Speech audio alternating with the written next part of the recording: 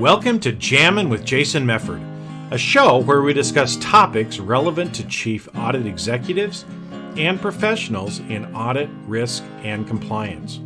We discuss the technical and soft skills needed to navigate the minefields of organizations. You hear best practices and practical advice for helping you advance your career, and we'll even talk about music, mindfulness, and psychology, because we can. So sit back and relax while you listen to the #1 podcast in the world for internal auditors, unscripted and unedited.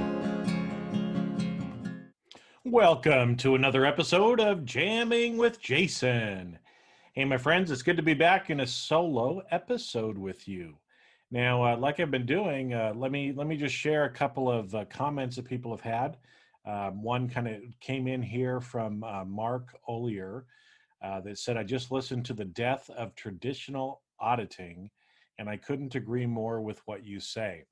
Internal audit has to reinvent itself constantly to better serve its clients. So thank you, Mark.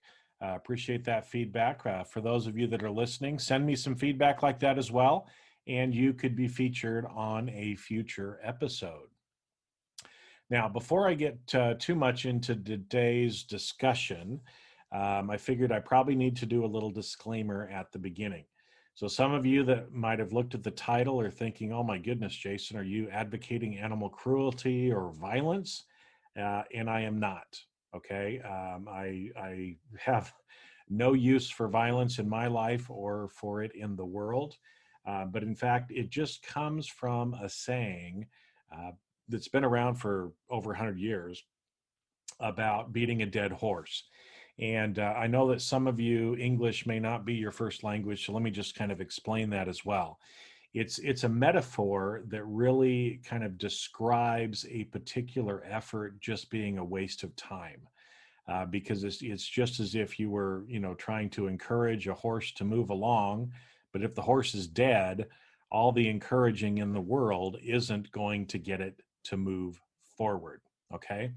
And so again, the analogy kind of comes back, and it actually reminds me of a joke. There was a couple, a man and a wife, and they have their wagon. Their horse is pulling the wagon, and the horse is kind of moving along, and then all of a sudden the horse stops. And so the man starts whipping the horse to try to get it to move along, and is cursing at it and says, "That's one." And after a little cajoling and whipping, then the horse starts moving again. And they go down the road for a little bit further, and then the horse just stops again. And so the man starts beating it and cursing at it again and says, "That's two." And finally, the horse ends up kind of, moving along a little bit. They start going down the road again, and the horse stops for a third time. And the man just pulls out his gun and shoots the horse. And his wife just, "What are you doing? How are we going to get home?" And he turns to her and he says, "That's one." Now, I think it's funny. And again, it's not about the violence. It's about, I wanted to use this as well as a way to describe sometimes how we act. Okay. And the fact that there are some efforts that internal audit continues to try to push along that are as big of a waste of time as beating a dead horse. And so today we're going to get in, I'm going to talk about some of these things, because honestly, my friends, if you're doing these things, it is time to stop doing them, because you're probably wasting your energy and you're likely damaging the reputation and relevance of internal audit in your organization. But let's go back to this little joke. And this happens often, right? Is that, again, when you think about that metaphor, why would a horse stop if it's walking along? It usually stops for a good reason, right? Often it senses that maybe there's a snake or there's some other danger in the area. And so it doesn't want to move forward, right? But instead, the human who's trying to drive it is thinking, come on, go, go, go, go, go, right? And is trying to beat it into submission to make it continue to go, even though the horse doesn't want to go. Now, often it is that way in our life as well. Sometimes we're, figuratively beating the horse, trying to move something forward that is not in our best interest. Okay. And, we're convinced that we have to move forward. We have to keep doing this. And so we keep beating and we keep trying and we keep going and we keep going. But the problem is, again, there's probably some reason why that horse is stopping. And so we need to actually stop and think about that. And that's, again, what I'm talking about today. Somebody else this week on a social media post called me a myth buster, and I thought that was great because I love that show Mythbusters on TV, and that we need more myth busters out there because a lot of the things that we believe or that we think are not actually true. And so sometimes, again, it's not for me to be mean or anything like that because I love you.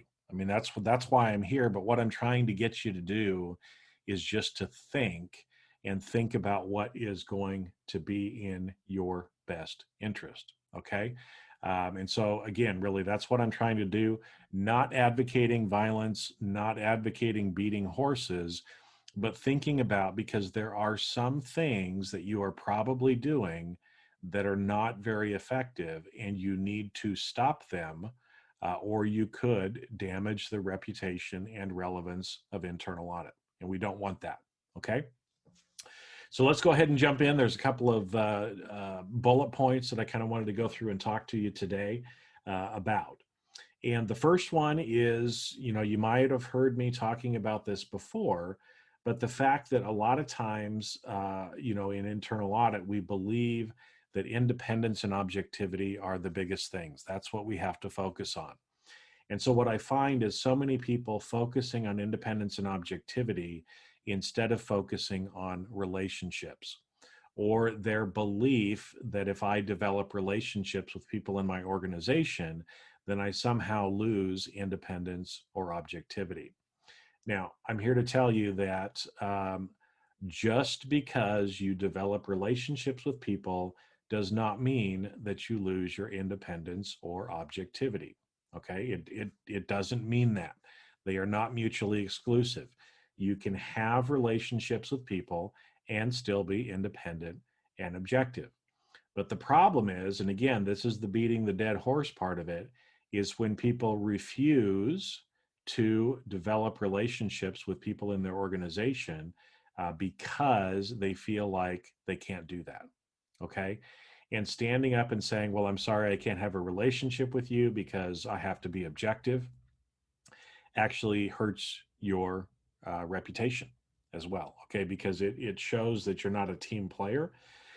And in organizations today, we have to be a team player. Okay. And like I said, and it's not just, the relationships that you're having with other stakeholders, but also the relationships with your staff and with yourself. And again, you're going to hear me say this over and over again, is your relationships with yourself, with your stakeholders, and with your staff are important. And in fact, I think it is some of the most important things that you need to be focusing on at this time is actually learning how to develop and maintain those relationships. Now, I'm sure some of you have seen as we've moved into a more virtual work environment that a lot of the relationships that you had before maybe are starting to get strained, or they're just not being developed because you're not seeing or doing things with people as you did before. And that's normal.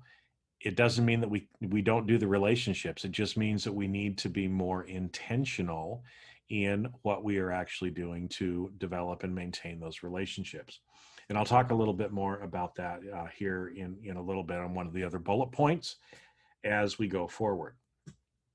Now, the second one, again, where a lot of people are really trying to beat a dead horse, is they're continuing to do traditional internal audit work. They're worried about the standards. They're worried about only doing assurance work, and putting that ahead of what is really most important in your organization. So, stop trying to push that traditional internal audit approach forward in your organizations Instead, switch and become much more proactive and much more risk-based in what you're doing. Okay. And what that's going to mean a lot of times is it can look different for different people. But honestly, most of the executives in your organization don't care about how many transactions you looked at. They already know how many transactions are going on. They already realize that some things are not working. They're focused more on the strategic, higher level, higher risk items. And that's where we should be focusing more of our attention. Okay. Now, I know a lot of people will come back to me and say, but I don't know how to audit it, or there's not a process in place for me to be able to audit it. Well, this is again is the question now between the mix of assurance and consulting or advisory work, whatever term you want to use, that you do. But here's kind of the thought process that you should be going through. What are the key initiatives? What are the key strategies? What are the key objectives for the organization? And what can I do to try to help make sure that those things are being met? Now, what it might be is, again, we go to an executive, we find out what it is, we start talking about the process, and we realize there isn't a process in place, which means we can't actually audit a process that doesn't exist.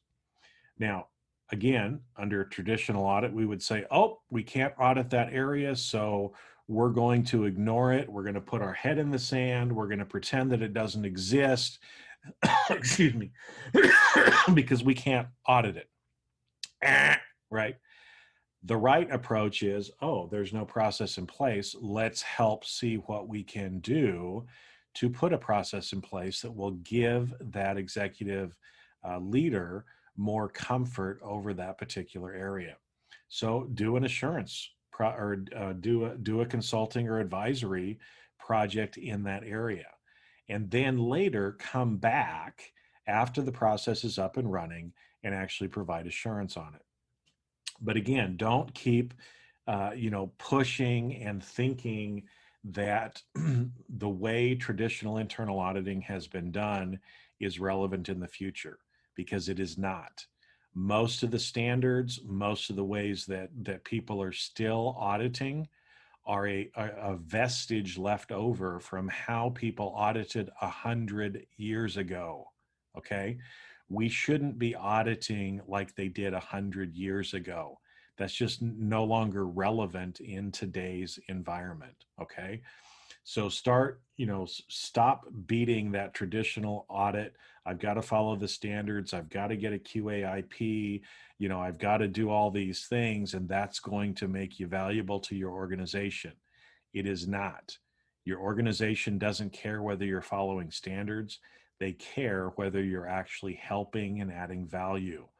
And a risk-based proactive approach is going to get you to those value areas. Okay, that's 2 that I've gone through right now. And don't worry, on 3, I'm not going to pull out the gun and shoot anybody. In fact, I don't even own a gun. So there we go. But little callback from the previous joke. Some of you will get it and think it's funny. Others of you will think that I'm just crazy. Okay. Third one that I want to go through is related to the audit plan. And I know that a lot of you may be going through or developing kind of an audit plan for this next year. And again, one of the areas where I see people kind of tripping up is not believing that you can take input from management. Now, what do I mean? Because again, I'm sure, most of you are probably asking management, what are the highest risks? What's most important? But I find that most of the people that I talk to really ignore most of that information. They already pretty much have planned out what they think they need to audit.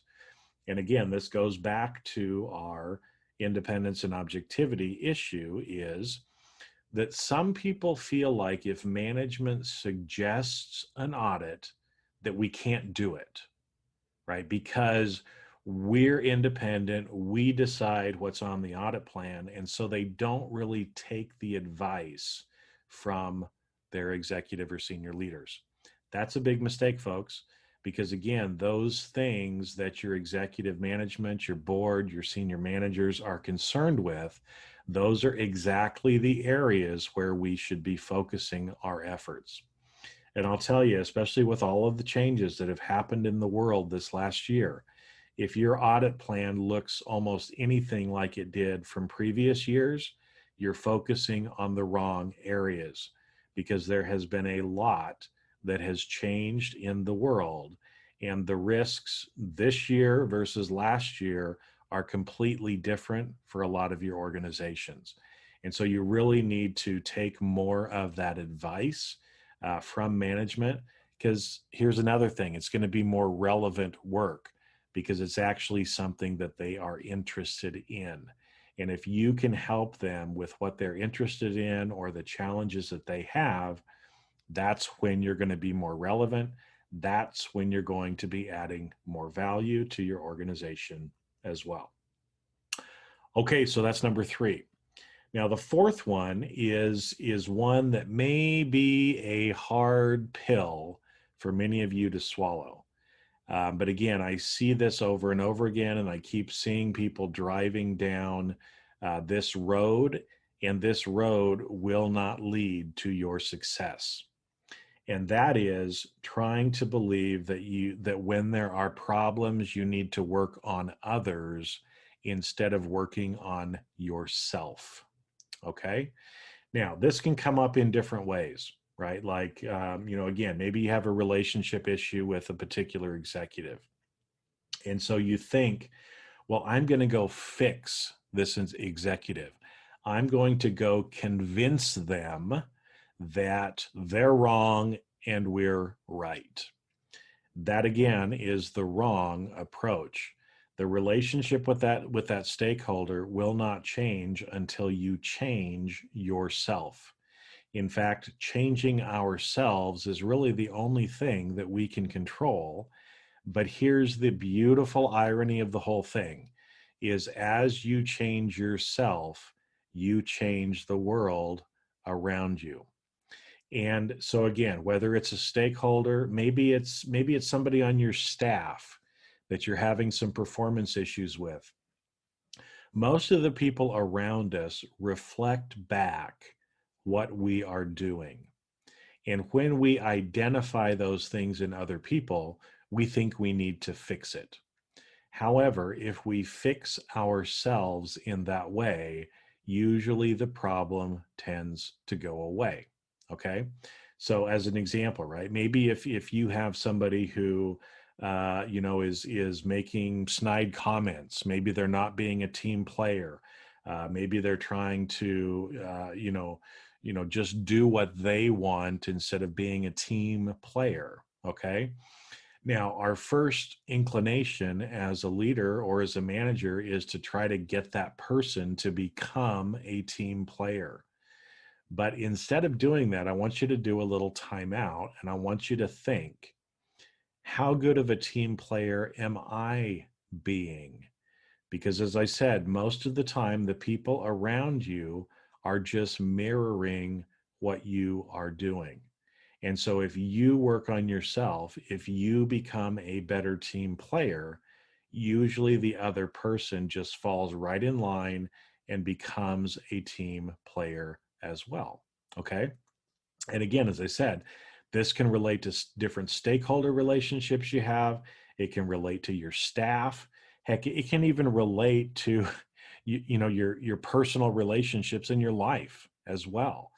But I know that a lot of times there is a hesitancy to actually admit that we are probably the biggest part of the problem. And that's why, again, you hear me talking over and over again about lifelong learning, about personal development, and how important these things are. But I'll tell you, from doing this for decades and for working with lots of executives and business owners over the years and helping to coach them, when you change yourself, you change the world around you. And as I told you to begin with, I know sometimes this is a bitter pill or a jagged little pill if we bring in Alexis Morris on this from Jagged Little Pill record, but it's really true. And the problem is, if you're not trying to develop yourself, if you're not trying to improve yourself every single day, it shows up. And I know a lot of times we think, well, I've gotten to this point, I know all my stuff. In fact, one of the executives that I worked with, he was in charge of HR at an organization, and he used to tell me, I don't get any training because the company hired me with all of the knowledge that I needed to. And so I don't want to go get training because that would, make them think that I don't already know how to do my job. And that's just one of the silliest things that I ever heard. Of course, he didn't last in the organization very long with those kind of attitudes as well. But, instead of trying to change others, start trying to change yourself first. And so, again, this can be for you personally, but also even think about it from your team perspective. Okay. Instead of trying to maybe change the perception of internal audit at other people with other people by trying to educate them and show them how much value we have, think about maybe changing yourself so that you're a little bit more relevant, so that your team is more relevant to the organization, instead of trying to educate or convince somebody else that we actually are. And that ends up going a long, long ways. Now, what that's going to mean is sometimes you've got to do some work. And sometimes we're just lazy and we don't want to do it. Sometimes it means that we're going to have to invest in training or invest in programs or invest in a coach. But I will promise you this. For every dollar that you put into investing in things like this for yourself, you get back in 10 or if not 100 times that in future benefit. Okay. So, again, start working on yourself, making sure that you're working on yourself every day, every week. When these problems come up or these challenges come up, start to think about how may I actually partly be responsible for this as well, and what you can actually do a little bit different as you go forward. Okay, so those are some of the myths that I kind of wanted to go through today. Some of the areas where, again, I see that people just continue to try to push forward, but I'm telling you, the horse is already dead. So quit trying it. Quit trying to do just traditional internal auditing. That horse is dead. It's already dead. Quit beating on it. Let's just move forward, be more proactive, be more risk-based in what you're doing. Instead of standing up and trying to say, I'm objective, you can't tell me what to do, I can't have a relationship with you, stop and think about where and how you can improve your relationships. And if you're not sure how to do that, because I'm telling you, sometimes it's kind of difficult, there's places for you to go and ways for you to actually learn how to do that, right? In fact, I've got a whole executive leadership program that walks through 52 different points of focus that you need to actually understand, you need to practice, and you actually need it to become second nature if you want to become a relationship ninja. If you want to be able to have relationship with people, if you want to influence them, if you want to be able to move them, you need to understand how to actually do this. But it means you're going to have to invest in yourself. You're going to have to invest some time. You're going to have to invest some money, because it's just like, if I wanted to start playing tennis today, I can't just go read a book on it and think in my mind and all of a sudden I can play tennis. I'm going to have to go get some lessons, right? I already understand some of the basics, but I'm probably going to have to go get some lessons. I'm going to have to get some training. I'm going to have to hire a coach or somebody to be able to help me to train and learn how to play tennis. Okay, but that's not enough either. I actually have to go out and practice as well. Okay, because you have to put in the time every day, every week, in order to be able to learn fully and actually be able to develop those skills so that they become second nature. Okay. And that's, again, this leadership program that I'm talking about, that's exactly what it does, because in 30 minutes or less a week, you end up actually exercising and practicing these things as well, so that they start to become second nature. And when you do, what you will start to notice is everything around you starts to change. That executive that you were having a hard time dealing with, that maybe was a pain in the ass, all of a sudden things start changing in that relationship. If you've got people on your staff that you've been, again, having difficulties with, all of a sudden those relationships start to improve. But in order for that to happen, it has to start with you. All right. So with that, my friends, I'm going to wrap up this week. Quit beating dead horses. The horse doesn't deserve it anymore, and you don't deserve or need to waste your energy or damage your reputation or relevance of internal audit in your organization anymore. I know the profession is out there still telling you to do a lot of these things, but it's wrong. Okay. And the reason I'm becoming more and more vocal about this is I love this profession. I love the people in the profession, and I'm tired of seeing people get hurt by following some of that advice, because it really is damaging the reputation and relevance that we have in many of our organizations when you're following some of that advice. So instead, my friends, I wish you the best. I want you to have success in your life and in your career, and I'm here to help you along the way. Keep on listening. Send me messages again. Even if you hate it and you think, Jason, you're full of shit, send me a message. Let me know that, because at least I know you're listening. And that's what I'm trying to do. And again, like from today's episode, is not to try to beat you up because I love you. What I'm trying to do is just get you to think and start thinking about the ways that you can improve yourself so that you can have a better life and a better career. So with that, I will catch you on the next episode. Have a great rest of your week, my friend. And that's a wrap. Thanks for listening to today's episode of Jamming with Jason. Keep on rocking in the audit world. Have a great rest of your day, and I'll catch you later on the next show. If you'd like to earn continuing professional education for listening to today's episode, head on over to C-Risk Academy at ondemand.criskacademy.com.